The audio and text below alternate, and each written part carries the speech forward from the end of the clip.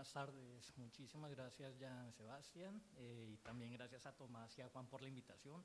La verdad para mí es un honor estar aquí en este evento y por supuesto homenajeando a la doctora Rovira, que pues ha marcado ahí una tendencia de trabajo en la arqueología histórica de Latinoamérica.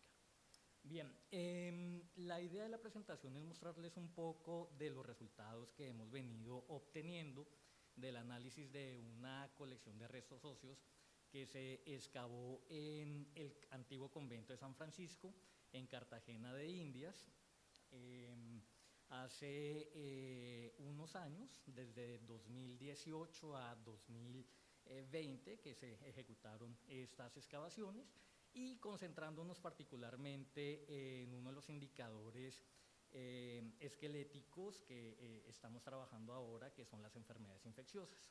Entonces, para mostrarles un poco dónde queda este sitio, aquí tenemos el centro histórico de Cartagena, la ciudad amurallada, que corresponde a los barrios de Centro y San Diego, y luego estaría lo que fue en algún momento la isla de Getsemaní, que es donde está ubicado precisamente el conjunto del convento de San Francisco. Aquí hay una imagen de principios del siglo XX de cómo estaba el antiguo convento.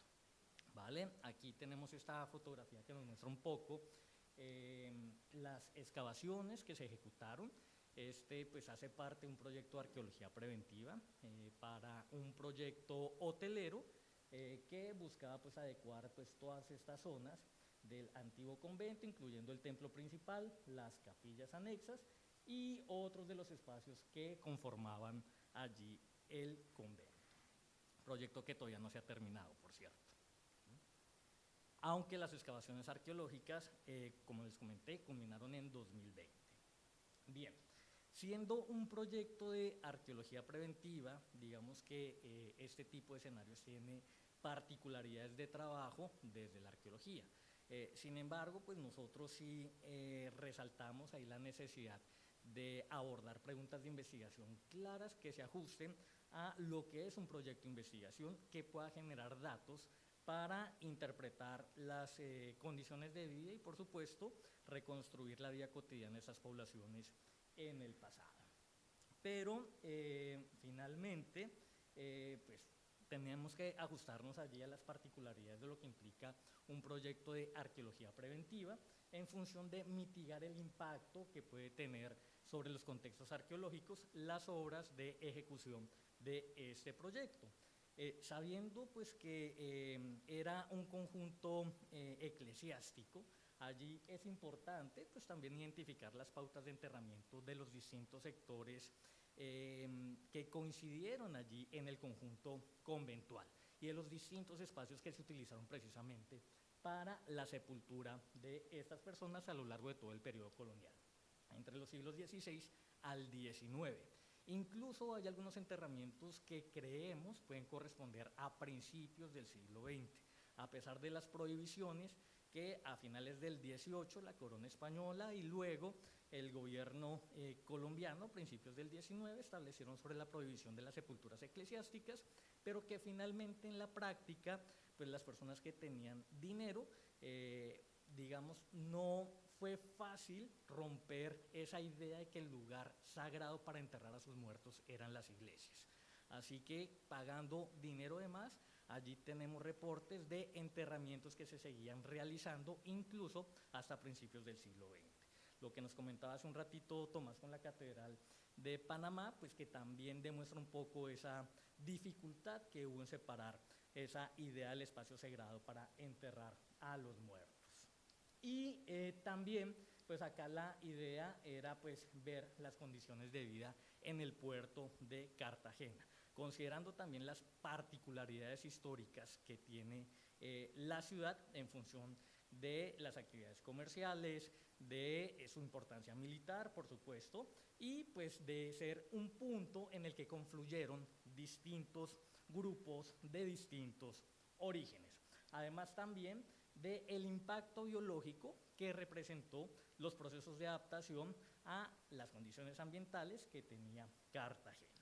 Aquí simplemente algunos momentos, unos hitos históricos que nos pueden ubicar un poco sobre la historia de la ciudad y del convento en la ciudad. Cartagena se funda en 1533 por Pedro de Heredia y desde muy temprano se convierte en un punto estratégico a nivel político, económico y militar en el Caribe.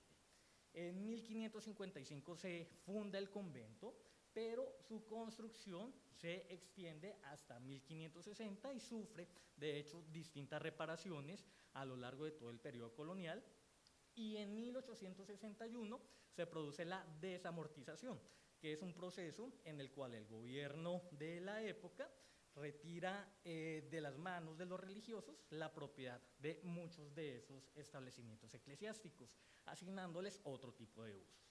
Así que el convento en algún momento se convirtió en una escuela de varones, en un cuartel militar, en un mercado, y el último uso fue de teatros. Luego fue abandonado y comprado por esta cadena de hoteles, que es la que la tiene en la actualidad. Bien, para analizar allí el tema de las enfermedades infecciosas, pues nosotros partimos, por un lado, de las posturas de la bioarqueología histórica, que es un enfoque de trabajo que se ha fortalecido en las últimas 2 décadas y que aborda precisamente las particularidades de las poblaciones después del proceso de contacto con los europeos. Y por el otro lado, el enfoque biocultural, un marco de trabajo bastante conocido en bioarqueología, que intenta cruzar distintos aspectos desde la parte ambiental, sociocultural y cómo eso incide en las condiciones de vida de los individuos. Y a partir de eso, cómo también analizar los distintos indicadores que podemos observar en el esqueleto. Por supuesto, este enfoque pues, no ha sido libre de críticas, que allí estamos también tratando de ajustarlo precisamente a las particularidades, a las problemáticas puntuales de cada uno de los contextos que estamos analizando. ¿Por qué traigo a colación el tema del enfoque biocultural? Muchas de las descripciones que se hacen de Cartagena, disculpen acá que se montó esto, pero en la época colonial era muy recurrente las quejas que había sobre las malas condiciones ambientales que había en la ciudad. Digamos que ese es un escenario también que comparten otras ciudades en América, incluyendo Panamá, en la cual se le describe como un área malsana. Recordemos que en esta época allí está muy en boga la teoría humoral y la teoría miasmática. Y bajo eso fue que se explicó muchísimo también la propagación de las enfermedades. Entonces consideraban que este tipo de ambientes con una humedad alta, cerca de zonas de ciénagas, en las cuales los cuerpos de agua se van concentrando, que está lleno de mosquitos, bueno, otra cantidad de aspectos allí que destruyen a la ciudad, pues muestran o consideran que gracias a esas particularidades ambientales, pues ayudan precisamente a la propagación de enfermedades, de dolencias de tipo febril, y que pues, va a incidir, por supuesto, en la calidad de vida de estas personas. Asimismo, algunos espacios también se pueden considerar peligrosos para las enfermedades, incluyendo las mismas iglesias, que para el siglo XVIII este va a ser una de las justificaciones que utiliza la ciencia de la época para trasladar el lugar de sepultura de las personas en los extramuros de las ciudades. Bien, el trabajo con este tipo de series sociológicas de corte histórico y particularmente pues con estos indicadores esqueléticos, pues digamos se ha abordado en distintas regiones de Latinoamérica, considerando nuevamente el tema de las particularidades de cada una de estas ciudades. Entendiendo también allí las diferencias que puede haber entre los grupos que van a confluir en el origen y el desarrollo de la vida cotidiana de cada uno de estos poblados. Por otro lado, los antecedentes de la arqueología en Cartagena, que quizás ha sido una de las ciudades de las que más se ha hablado desde la parte histórica, y digamos que con un enfoque también desde la parte militar, defensiva, con el tema de las murallas, pero dejando de lado otros aspectos de la vida cotidiana que tenía la ciudad. Y eso también se ve reflejado en la arqueología que se hace en Cartagena, que uno pensaría que quizás allí vamos a tener una cantidad de trabajos por las obras que constantemente se están haciendo en la ciudad, pero que tristemente en realidad son muy pocos los trabajos que se han abordado de una manera sistemática allí en Cartagena, lo cual también dificulta la manera de entrar a comparar y a interpretar de manera adecuada el contexto de Cartagena. Y puntualmente con los espacios funerarios se han excavado solo unos cuantos y no siempre se ha recuperado allí los individuos que nos puedan llevar a hacer interpretaciones de tipo poblacional. Digamos que las excavaciones que se hicieron aquí en San Francisco sería quizás un trabajo diferente, ya que se decidió excavar la mayor cantidad de individuos posibles. Se recuperaron cerca de 940 individuos que aún estamos analizando. Los resultados que les voy a presentar es de los primeros 157 que llevamos analizados. Me va a llevar bastante tiempo terminar los 940. Bien, para ubicarlos aquí un poco en este plano, de 1741, nuevamente aquí está el sector que conocemos como la ciudad amurallada. Podemos ver aquí la muralla, podemos ver también todos estos cuerpos de agua que se describen allí en la documentación histórica, y acá está este sector que comunicaba con la isla de Getsemaní, y acá resaltado en amarillo el sector del convento de San Francisco, que fue el que se intervino entre 2018 y 2020. Se lograron identificar en total 12 espacios funerarios, de los cuales se excavaron 10 de ellos. Los que no se intervinieron fueron el 11, que corresponde a la iglesia de la Orden Tercera, y el 12, que sería el cementerio del claustro de San Francisco. Esto asociado con la primera ubicación que tuvo el templo en 1550 y que posteriormente se reubicó en este sector. Aquí entonces tendríamos el templo principal, las capillas anexas, los atrios vinculados con las capillas, aquí el presbiterio. Este 7 es bien interesante porque correspondía a un sector donde exclusivamente se enterraba a los niños, y ya les voy a hablar de él. Y el 8, que aquí encontramos en realidad 3 individuos y que no entendemos muy bien a qué puede corresponder la ubicación de estos individuos. Se hicieron excavaciones estratigráficas. Esto es importante resaltarlo porque ahorita mismo estamos haciendo el ejercicio de ajustar la secuencia estratigráfica con la ayuda de la matriz de Harris, para poder identificar las distintas temporalidades que están vinculadas con los usos de ese espacio para la inhumación de los cuerpos. Aquí en varios de ellos pues logramos identificar los rasgos de las fosas de sepultura, que no siempre esto es fácil de reconocer, y digamos que ahí tuvimos dificultades, por ejemplo, en las excavaciones de la Catedral de Panamá Viejo, ¿vale? Pero pues que responde a el rito católico que se ha reportado en otro tipo de contextos de la época colonial, ¿vale? Allí logramos también identificar distintos tipos de enterramiento, individuales y colectivos. No necesariamente estos colectivos responden a eventos de epidemia, como en algún momento lo logramos o se propuso. Esto quizás responda a otra serie de dinámicas asociadas con la muerte, pero que también nos permite las excavaciones reconocer pues toda la materialidad vinculada con estos contextos funerarios. Adicionalmente, pues también aplicamos metodologías vinculadas con arqueotanatología. Esto para poder identificar tratamientos del cuerpo. Se lograron identificar allí distintos tipos de tumbas, incluyendo por supuesto tumbas primarias, con utilización de contenedor tipo ataúd o de amortajamiento, y también la identificación de enterramientos reducidos, que como lo acaba de exponer Nikki, este tipo de contextos es muy complejo, pero la cantidad de información que se puede recuperar es también bastante alto. Esta fase va a tardar un poco más.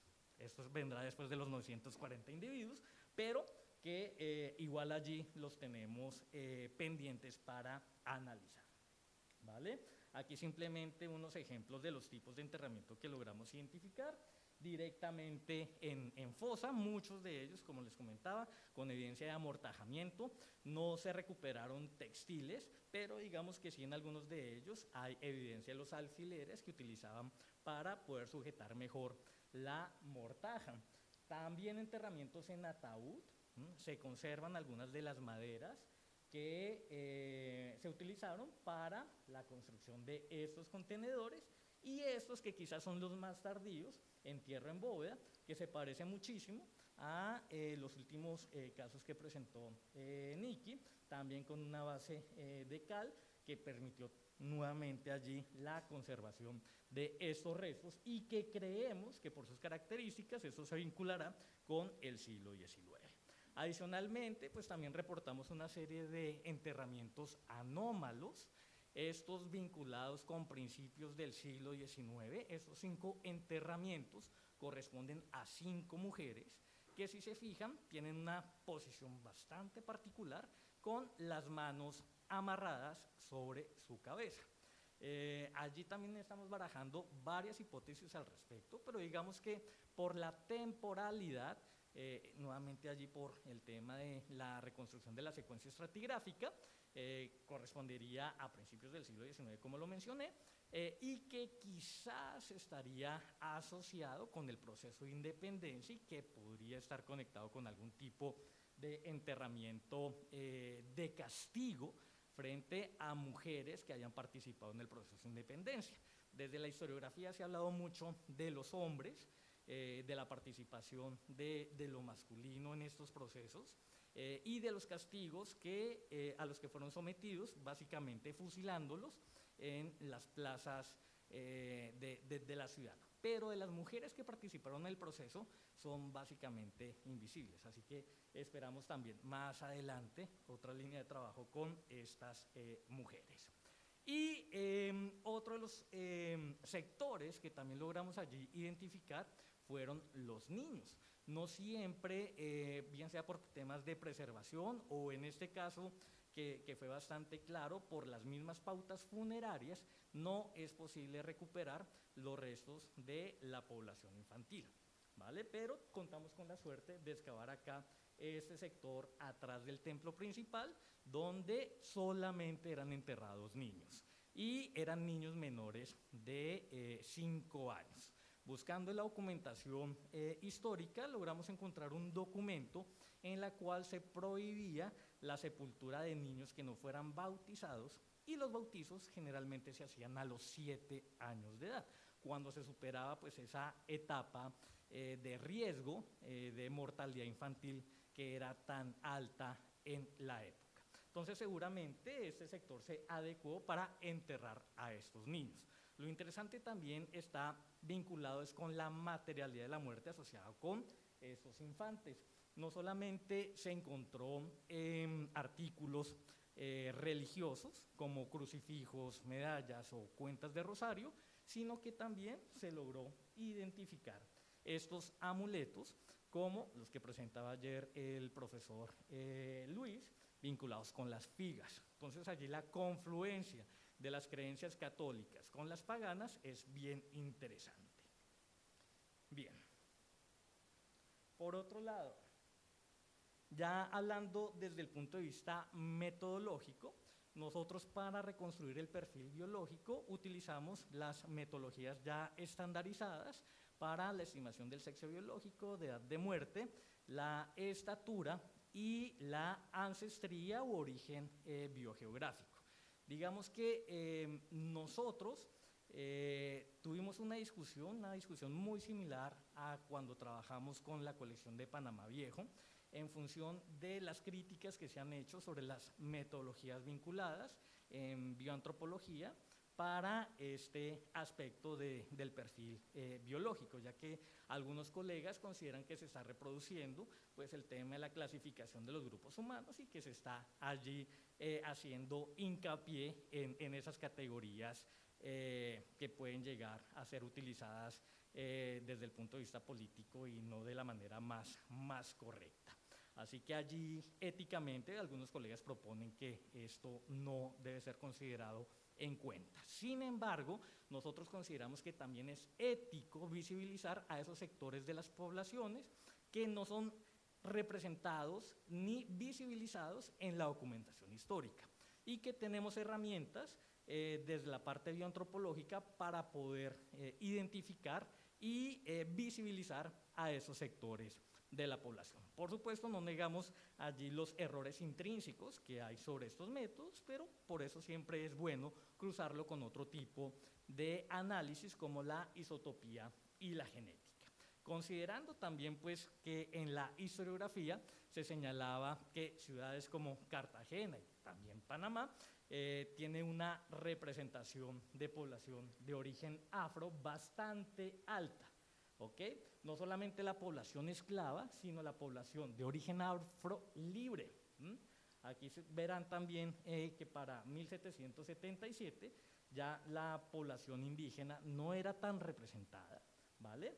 Y que allí la población blanca pues también desempeñaba un renglón importante dentro de la demografía de la ciudad. Entonces, también por eso es importante incluir este tipo de análisis.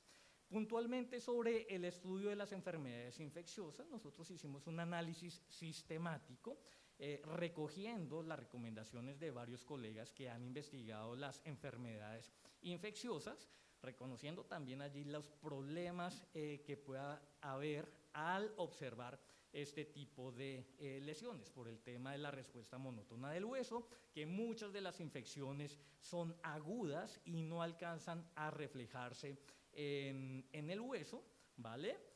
Pero que incluimos toda esa discusión pues, para poder registrar de la mejor manera posible este tipo de lesiones, incluyendo la localización en el hueso, el tipo de lesión que se puede observar, haciendo una descripción también de la localización aquí en la parte del hueso que se puede ver afectado, el tipo de hueso, la severidad, la cicatrización y el tipo de reacción que se registra allí en la estructura ósea. Ya respecto a los resultados, de lo que llevamos analizado hasta el momento, recuerden que son 157 hasta ahora, podemos ver que la gran parte de la población está representado por adultos medios, es decir, entre 35 y 55 años, seguidos por adultos jóvenes, y también los más representados es la población masculina en comparación con la femenina. Es llamativo la poca cantidad de individuos mayores de 55 años y digamos que acá una relativamente alta representación de población no adulta, menor de 18 años, que eso también se conecta un poco pues, con estos individuos que recuperamos en el espacio que les comenté hace un ratito. En cuanto al origen biogeográfico, pues nosotros trabajamos a partir de tres tipos de análisis. Análisis craniométrico, de variación morfológica en el esplagno-cráneo, los huesos de la cara, y la variación morfológica en los dientes, tomando en cuenta aspectos como la cúspide de Carabelli, los dientes en pala, y cruzándolo allí con modelos probabilísticos para calcular la probabilidad de que un individuo pueda estar asociado con alguno de los ancestros, de los troncos ancestrales grandes, que son europeo, africano o indígena, ¿vale? Aquí, si se fijan, la mayoría de individuos que hemos estado analizando hasta el momento, no hemos podido identificar allí el tema del origen biogeográfico, pero de los que sí, la mayoría corresponde a población predominantemente europea. seguida por población amerindia y población africana en último lugar. Pero esperamos ampliar allí la muestra en los próximos meses.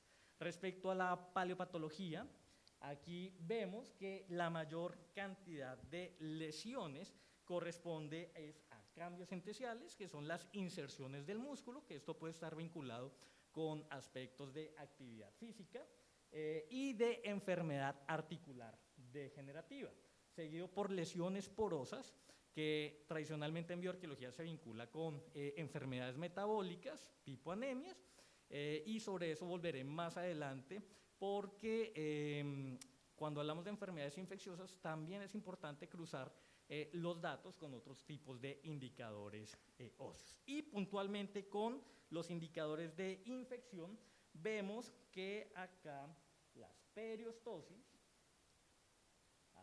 las periostosis corresponde a una prevalencia del 26.75%. Eso comparándolo con otras colecciones, que ya les voy a mostrar más adelante, digamos que es relativamente alto y que puede estar conectado también con las particularidades ambientales y socioculturales que vivía Cartagena en el periodo colonial. Ya mirando las lesiones a nivel de parte anatómica, vemos que coincide con otro tipo de estudios similares, en el cual la tibia y la fíbula son los huesos más afectados. También digamos que esto responde a la posición anatómica que tiene aquí los huesos de la pantorrilla. Allí corresponde al 76.19% en el caso de la tibia y el 61.9% en el caso de la fíbula.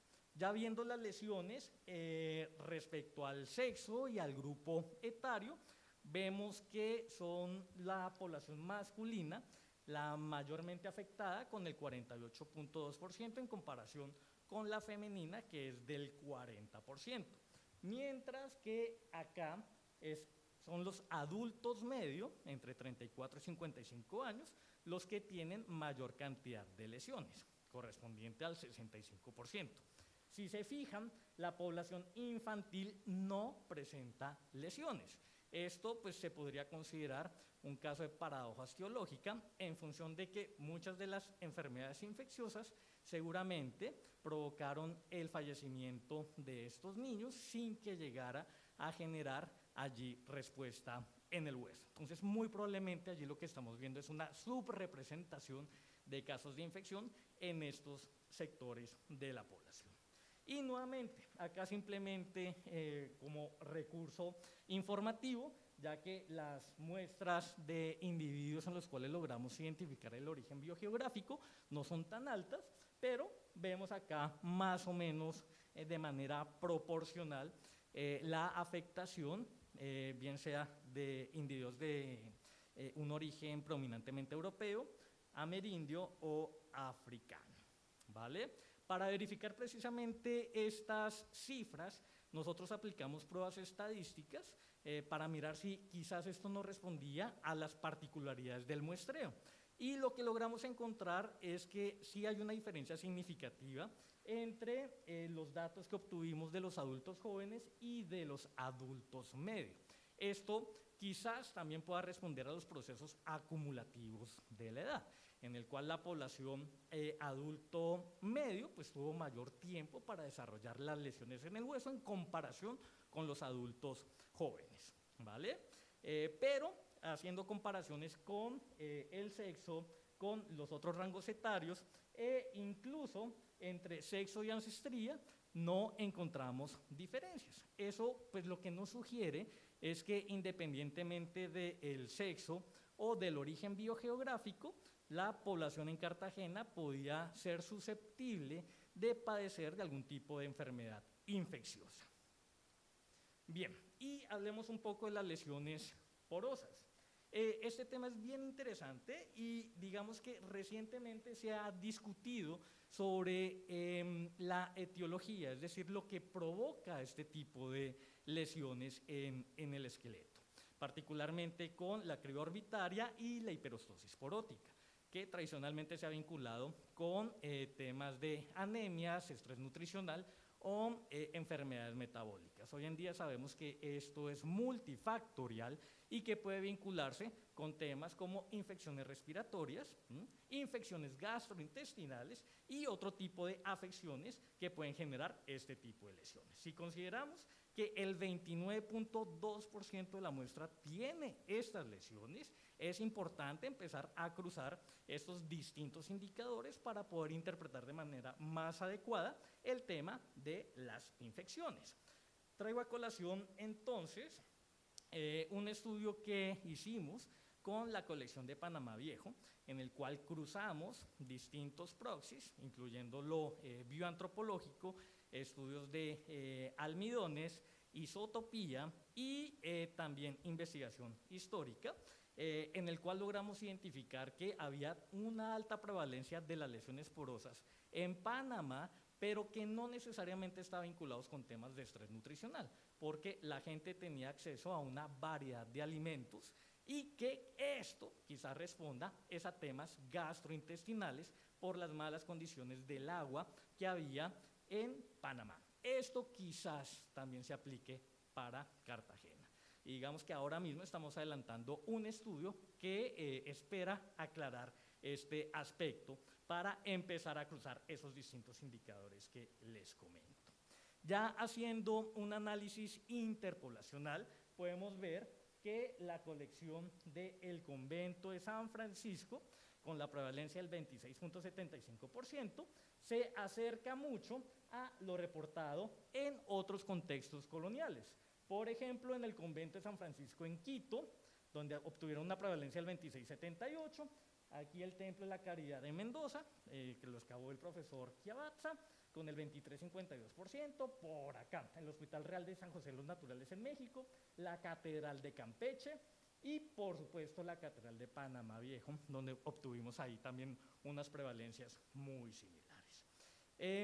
Ya para concluir, una serie de reflexiones finales sobre el tipo de abordajes de este tipo de indicadores esqueléticos para interpretar de manera más adecuada cómo era que estaban viviendo estas poblaciones en ciudades como Cartagena.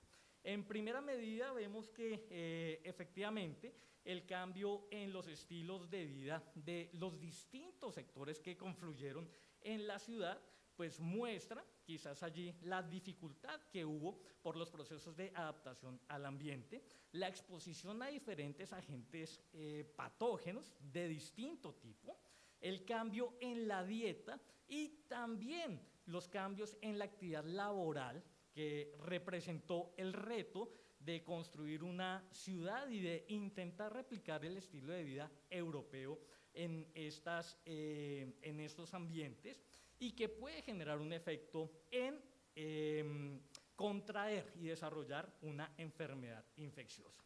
Por otro lado, el impacto en las condiciones de vida de la población durante el periodo colonial se debe abordar desde una perspectiva interpoblacional, nuevamente para ver allí las diferencias y similitudes que se llevaron a cabo en las distintas ciudades, que si bien pues responden a procesos que son globales, allí es importante entrar a considerar las particularidades de cada uno de estos escenarios. Por otro lado, la alta frecuencia en los adultos medio sugiere que estarían respondiendo a procesos acumulativos propios de la edad, como les comenté hace un ratito, y que no hay diferencias significativas en relación con el sexo o el origen biogeográfico. Esto también nos plantea una serie de retos que tenemos que considerar a medida que vayamos avanzando en el análisis. Por un lado, el impacto de las enfermedades infecciosas agudas, que son las que no dejan evidencia en el hueso porque simplemente causan la muerte del individuo de manera muy rápida. Por otro lado, la importancia de generar una diagnosis diferencial en el tipo de enfermedades infecciosas, ¿vale? Esto en términos de la respuesta monótona del hueso y la dificultad que hay en identificar el patógeno, la causa que genera la infección. La importancia de cruzar otros indicadores óseos para poder hacer una interpretación adecuada de estos contextos, incluyendo el estrés nutricional, las enfermedades metabólicas, lo que les comentaba allí, el tema de lo gastrointestinal, que parece que sí fue bastante importante en este tipo de contextos ambientales como Cartagena. Tener una perspectiva comparativa, por un lado, mirar cómo eran las condiciones de vida de la población prehispánica, compararlo con la población colonial y evaluar efectivamente allí las similitudes y diferencias. Y también hacer comparaciones entre poblaciones con características similares.